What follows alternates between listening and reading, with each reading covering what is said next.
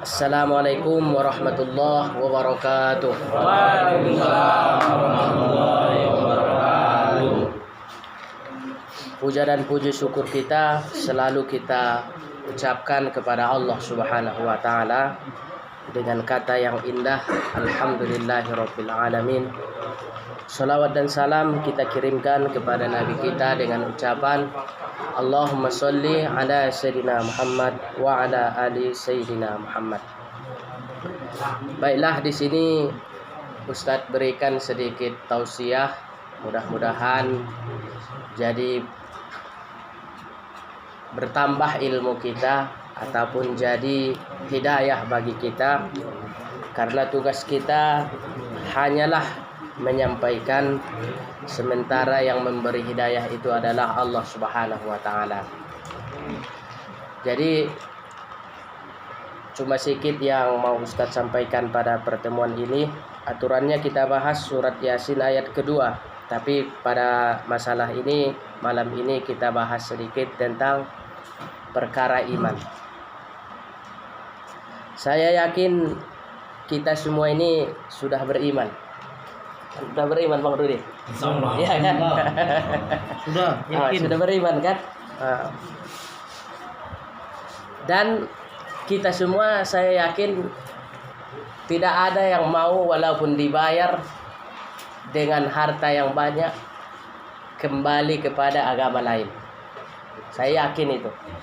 Iya kan Pak? Atau masih ada yang mau dibayar 100 juta? Itulah hebatnya iman Pak sebenarnya. Maka orang yang beriman ini diibaratkan Allah di surat Ibrahim ayat 24, masalu kalimatan thayyibatan kasyajaratin thayyibatin asluha fil ard wa far'uha fis sama. Perumpamaan iman itu kalau kita sudah mengucap 2 kalimat syahadat, kata Allah, seperti pohon yang baik, yang mana pohon itu tumbuh akarnya di bawah tanah, sementara tangkainya menjulang tinggi ke langit begitu.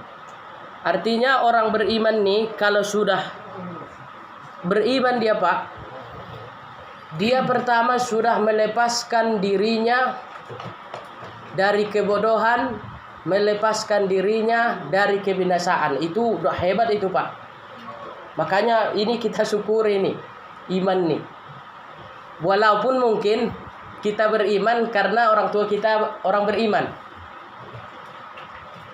tapi lama-lama setelah kita nikmat dalam Islam ini, saya rasa andai orang tua kita pun nauzubillah, sekiranya orang tua kita murtad, saya rasa kita tidak ikut murtad kan begitu. Itulah hebatnya iman tuh. Makanya Bapak Ibu yang dimuliakan Allah, kalau manusia ini sudah beriman, itu sebenarnya sudah dia ambil satu tiket ke surga, itu tiket keselamatan. Terlepas dari amal-amal kita nanti, amal yang jahat, amal yang baik, amal yang kurang, amal yang negatif dan lain-lain. Tapi kalau sudah kita pegang iman nih Pak, sudah kita ucapkan la ilaha illallah Muhammad Rasulullah, udah kita ucapkan tuh, kita sudah mengambil tiket dari Allah itu, bahwasanya kita diizinkan ke surga. Makanya kalimat ini sangat dahsyat nih Pak, kalimat la ilaha illallah itu. Jangan kita kira main-main.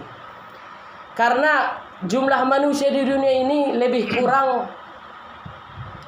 200 sekian miliar lah. Coba nanti Google berapa jumlah penduduk manusia di dunia ini. Nanti jelas itu populasi manusia Pak.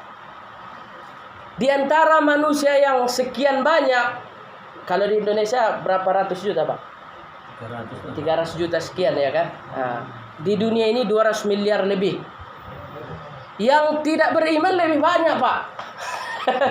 Jangan kita kira orang beriman lebih banyak. Tidak.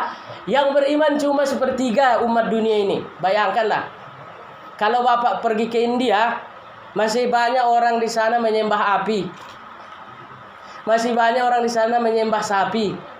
Saya rasa Bapak tidak mau memuji-muji sapi kan? Kalau Bapak ke Jepang, masih banyak orang di sana sama matahari tiap pagi. Hah? Kalau kita di Indonesia atau saudara kita yang Nasrani, mohon maaf, mereka masih mentuhankan Nabi Isa. Itulah bahasa mereka Yesus. Karena mereka yakin itu anak Tuhan, mereka buat patungnya, mereka sembah-sembah. Padahal patung itu tak bisa memberi manfaat dan mudarat. Ya kan? Kalau sekiranya, ini kan begini firman Allah itu. Kalau sekiranya Yesus itu dianggap Tuhan karena dia tak punya ayah, maka yang lebih berhak dianggap Tuhan itu Nabi Adam. Dia nggak ada ayah, nggak ada ibu. Hah? Itulah tantangan Quran tuh. Jadi walaupun tak ada ayah itu hal biasa. Namanya aja Allah kan Maha Kuasa. Adam dari tanah, nggak ada yang mentuhankan Adam, ya kan? Kenapa lalu Nabi Isa Yesus itu kita kultuskan? Kita lebih-lebihkan dia. Makanya Nabi Muhammad, Pak, salah satu kelebihan dia, makanya tak ada foto Nabi Muhammad. Karena Nabi Muhammad itu tak dapat cahaya dia, Pak. Anda ini cahaya lampu kan Ustaz, nampak cahaya ini, ya kan? Nabi Muhammad matahari pun tak ada cahayanya. Kenapa? Karena kalau ada cahaya dia bisa dia dilukis orang, yang kedua bisa diinjak-injak orang bayangan dia itu. Itulah kelebihan Muhammad. Supaya apa itu tidak ada cahaya dia? Supaya nanti kalau dia udah meninggal dia tidak dikultuskan, tidak dianggap Allah dia, walaupun dia kekasih Allah Tuhan. Itulah yang dibiarkan. Makanya tidak ada orang mempertuhan Muhammad. Walaupun kita ke Madinah nanti kita minta-minta di kuburan itu, kita bukan minta sama Muhammad tuh. Saya yakin tuh. Tidak ada orang beriman meminta sama Nabi Muhammad. Cuma perantara Nabi Muhammad kan begitu. Supaya mudah doa kita diijabah kan begitu. Ibaratnya bupati, tak mungkin kita langsung ke bupati. Tapi kalau kita ke anak bupati, saya yakin pesanan kita disampaikan anaknya ke bupati. Itulah Nabi itu sebenarnya syafaat itu. Jadi maksud yang ingin saya sampaikan, Pak, begini. Kalau sudah kita dapat ini, la ilaha illallah ini, Muhammadur Rasulullah ini sebenarnya Bapak ini sudah sangat sayang Allah dengan kita itu. Iya, sudah sangat sayang Allah dengan manusia ini. Manusia ini aja nggak sadar diri. Sangat sayang. Coba Pak, sejahat-jahat anak kita, walaupun dia narkoba, saya rasa tidak mau kita membunuh anak kita itu. Pasti sayang kita sama dia itu, karena darah daging kita, walaupun dia jahat. Kalau dengan anak aja kita begitu, apalagi lah Tuhan. Maka kalau Tuhan tuh Pak ingin mengampuni dia, tak dia lihat dosa itu. Tak dia lihat ketaatan orang itu. Kalau memang rahmat Allah dia letakkan dalam amal soleh, azab dia letakkan dalam amal yang jahat kan begitu. Cuma kalau perkara surga dan neraka itu hak veto Allah, bukan amal kita yang masukkan kita surga. Jangan nanti Bapak kira Bapak rajin sholat, puasa, oh saya udah pasti surga. Indah. Rahmat Allah itulah yang buat kita masuk surga. Paham Pak? Jadi ini luar biasa nih. Makanya ada dulu sahabat selesai perang tengah hari, taulah di Makkah itu panasnya luar biasa. Kemudian ada anak menangis-nangis kecil, haus dia. Kemudian anak itu dipeluk ibunya di tengah kecamukan perang, disusukan ibunya, dikasih minum lah. Maka anak itu pun sangat semangat sekali, sangat senang sekali. Maka kata Rasulullah, coba tengok itu orang tua menyusukan anaknya, yang mana anaknya sangat kehausan. Maka kasih sayang Allah itu lebih daripada orang tua kepada anaknya lagi. Begitulah kasih sayang Allah itu. Jadi saya tidak menceramai Bapak. Bapak mau yasinan ini udah luar biasa itu. Itu tandanya berarti ada iman. Orang beriman mana? Enggak beriman mana mau dia yasinan? Mana orang Nasrani kita aja yasinan? Hah? Mau enggak Pak? Enggak mau dia itu. Berarti Bapak udah yasinan udah nilai plus tuh. Jadi inilah Pak yang harus kita pertahankan iman ini. Makanya 1/3 cuma orang yang beriman di dunia ini Pak. Cuma 1/3. Cuma 1/3 yang beriman. Kalau kita ke Rusia nanti banyak di sana komunis, ya kan? Nggak percaya Tuhan, ateis kan? Nggak percaya Tuhan. Kita masih percaya Tuhan. Jadi inilah nikmat Allah kepada orang beriman. Yang mana nanti kalau orang beriman itu Pak meninggal, dibuka itu pintu-pintu langit, menangis langit tuh kalau orang beriman meninggal. Tapi kalau orang kafir meninggal, tak dia bawa iman saat dia meninggal. Karena umur itu udah diberikan untuk berpikir. Kenapa kamu tidak memikirkan inilah Tuhan itu, begitu kan? Maka langit itu ditutup dia nanti, Pak. Inilah untungnya kita beriman nih. Mati kita nanti, ya mudah-mudahan dibukakan pintu langit, diampuni Allah kita kan, begitu. Bagi Allah itu kecil kalau dia memberikan ampunan. Kecil bagi Allah Subhanahu wa taala. Maka kita syukurilah nikmat iman kita ini, kemudian berangsur-angsur sesuai berjalannya umur kita, ya kita pupuk iman itu. Cara memupuknya dengan makin bertambah amal kebaikan kita, baik kepada Tuhan ataupun kepada sesama muslim. Itu memupuknya supaya makin kencang dia itu. Karena iman manusia itu, Pak, beda-beda tingkatannya. Kalau makin kencang nanti, bagi dia dunia ini tidak ada lagi. Kalau udah sampai ke level yang hebat tuh, ulama-ulama itu bagi dia tidak ada di ini. Makanya ulama itu ada yang tembus pandang, Pak. Tembus pandang, kasab namanya itu dalam ilmu tasawuf, Pak. Dia di sini nampak dia Mekah. Ada yang begitu ulama itu. Nabi aja dia sholat nampak kita di belakang dia, padahal Nabi nggak melihat ke belakang. Makanya kata Nabi, luruskan sabmu, saya bisa melihat dari pundakku, kata Nabi. Kalau Nabi bisa, maka ulama juga bisa, karena kita sama-sama manusia dibuat Allah. Jadi sama-sama berpotensi iman itu dimasukkan ke hati. Cuma kita tidak Nabi, kita ulama, wali Allah, kekasih Allah. Nabi sudah terputus sampai Muhammad. Itu namanya karomah itu, Pak. Karomah. Orang dulu banyak berkaromah, Pak, ya. Termasuk Syekh Khalil Bangkalan. Syekh Khalil Bangkalan itu pendiri Nahdlatul Ulama. Sebelum lahir Nahdlatul Ulama didirikan Hasyim Asy'ari, dialah yang mengajukannya supaya didirikan Nahdlatul Ulama ini. Syekh Khalil Bangkalan itu dia tak Jumat, jadi dibilang muridnya dia sesat. Kamu tidak Jumat, tapi kamu mengajar saya di sini, katanya. Protes muridnya ini. Bukan saya tak Jumat, katanya. Saya Jumat di Mekah, kata gurunya. Karena kan Jumat di sini kan di Mekah masih jam 9 kira-kira kan begitu. Jadi dia tidak Jumat di sini. Pas nanti kira-kira masuk Jumat, dah lewat dia ke Mekah. Ini khusus ulama, Pak, ya, bukan orang biasa ini. Jadi jumpa pula murid-murid Syekh Khalil Bangkalan orang Madura di Mekah. Iya benar itu, pulang dia menuntut ilmu, balik dia ke Madura. Iya benar, kami sering berguru di Makkah sama beliau, katanya. Ini kitab-kitabnya, ditunjukkannya kitabnya.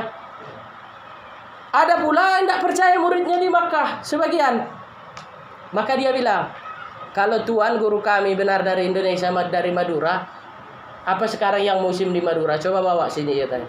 Yang musim sekarang di Madura adalah buah cempedak, kata Syekh Khalil Bangkalan. Dia bawa masih bergetah cempedak Madura sampai ke Makkah.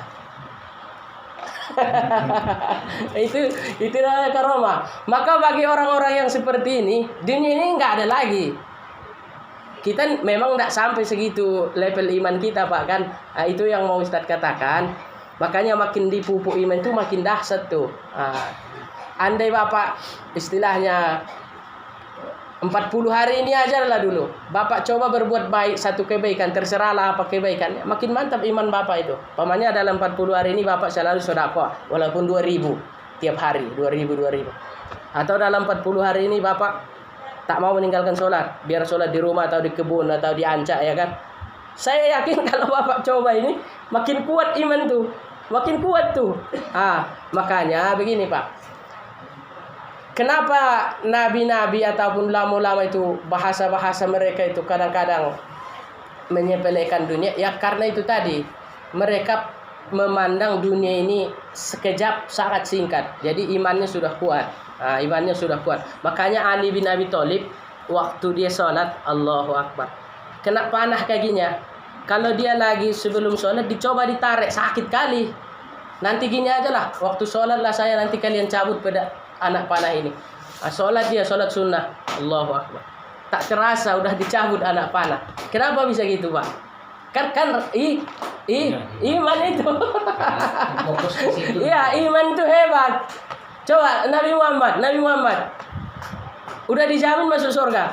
Coba sholat malamnya masih protes istrinya sendiri. Ngapain kamu Rasul banyak sholat lagi sampai bengkak kakimu, kata kata Aisyah, kan rumah Nabi kan di samping masjid itu.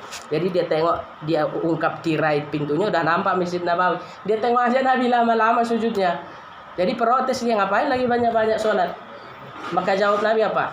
Hai Aisyah, tidakkah kamu nanti, apakah saya tidak bangga nanti kalau di akhirat dipanggil, sayalah orang yang paling banyak bersyukur, berterima kasih sama Allah.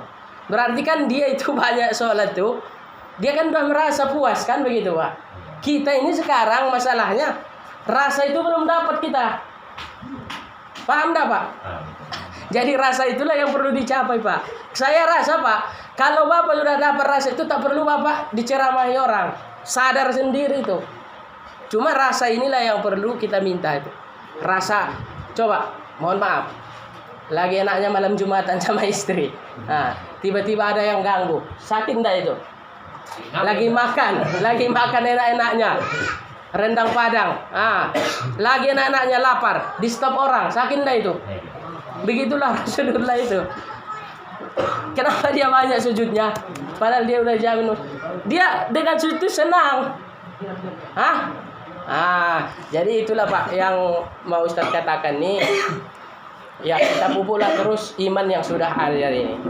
Iman yang sudah ada ini kita pupuklah terus. Insya Allah nanti lama kelamaan makin dahsyat iman kita, maka makin sempurna kita kan begitu. Makin sempurna kita. Karena hidup di dunia ini ya kita lah khalifah itu. Khalifah itu artinya pemimpin. Masa kalau kita pemimpin kita lebih hina daripada hewan kan begitu. Yang namanya pemimpin ya kita lah yang dimuliakan Allah itu di dunia. Kita lah wali itu di dunia ini. Makanya kalau kata Nabi, dunia ini ibarat satu kaki lalat. Sekiranya dunia ini mahal, kata Rasulullah, ini bukan ucapan saya, ini hadis ini, cuma artinya aja saya buat. Sekiranya dunia ini, kata Nabi, andai dunia ini mahal, walaupun 1 gram emas, tidak diberikan sama orang kafir dunia ini. Coba orang kaya di dunia ini orang siapa? Kan orang kafir. Kan orang kafir. Bill Gates kan orang paling kaya di dunia ini. Tidur pun dia udah ratusan juta gajinya per detik. Tidur dia ratusan juta gaji dia per detik. Karena ditemukannya program komputer kemudian ya dijual ya kan begitu. Jadi bergajilah dia setiap ada orang yang memakai program dia itu. Bill Gates, orang terkaya di dunia. Andai dunia inilah kesenangan, tak diberikan Allah sama orang kafir. Kenapa diberikan dunia ini bagi yang kafir, bagi yang tidak beriman, bagi yang amal jahat? Tetap diberikan dunia ini. Ini rahman Allah. Kenapa? Karena dunia ini pada akhirnya tak berharga. Tak berharga. Tapi walaupun begitu, jangan Bapak besok malas memanen kan. Kata Ustaz, tak berharga dunia ini. Bapak belum nyampe rasa itu. Bagi orang yang sudah nyampe rasa itu, memang tak berharga dunia ini Pak. Kenapa? Coba Pak, Nabi udah ratusan tahun, ribuan tahun udah meninggal. Kata Nabi, kiamat itu bagaikan begini, kata Nabi. Ada enggak jarak ini? Kan tidak ada jaraknya. Kiamat antara jari telunjuk dan jari tengah. Nabi sudah ribuan tahun meninggal, 1443 Hijriah sekarang. Tapi belum kiamat-kiamat juga kan? Kenapa Pak Nabi bilang begini? Karena kalau karena dekatnya dia udah melihat tak ada artinya dunia ini kalau dibanding akhirat. 1 hari akhirat aja Pak sama dengan 50.000 tahun dunia. 1 hari di akhirat sama dengan 50.000 tahun di dunia. Berarti kita berapa jam cuma hidup di dunia ini Pak? Kalau dibandingkan tidak nyampe kita hidup 1 hari. Kalau dengan hari akhirat itu. Masa Ustadz begitu? Iya, pernah nggak Bapak mimpi? Pernah nggak Bapak mimpi? Pernah kan? Kadang-kadang mimpi kita menyakitkan kita, menggembirakan kita, dan di dalam mimpi itu tak memandang masa, kan tidak ada masanya itu, mau singkat mau pendek. Kalau sekiranya masa itu ada bagi Tuhan, maka tidak adil Allah. Kenapa tidak adil? Si Qabil yang membunuh si Habil kan anak Nabi Adam tuh. Udah berapa juta tahun sekarang, atau ratusan ribu tahun lah kita buat. Setelah dia membunuh adiknya. Berarti kalau dia disiksa di kubur, tidak adil lah. Lama dia siksanya kan. Tambah orang besok mati dia, besok udah kiamat, udah hari berbangkit. Cuma sebentar dia merasakan siksa kubur kan begitu. Kan begitu. Anak Adam Qabil itu kan dibunuhnya si Habil. Kan berdosa membunuh. Sekiranya dia disiksa di kubur, udah berapa ribu tahun dia sekarang disiksa itu. Kan lama itu kalau hitungan kita. Dibanding orang besok meninggal di hari ini, besok udah kiamat. Kan kalau kiamat udah berbangkit kan. Nggak ada lagi siksa kubur tuh. Berarti dia disiksa di kubur paling setengah jam, nggak nyampe kan. Nah, berarti kalau hitungan kita buat, nggak adil itu Tuhan. Tapi bagi Allah nggak ada masa. Makanya Tuhan itu tak punya masa. Makanya Tuhan itu tidak ada awalnya, tidak ada akhirnya. Kalau kita ada awalnya, ada akhirnya. Hah?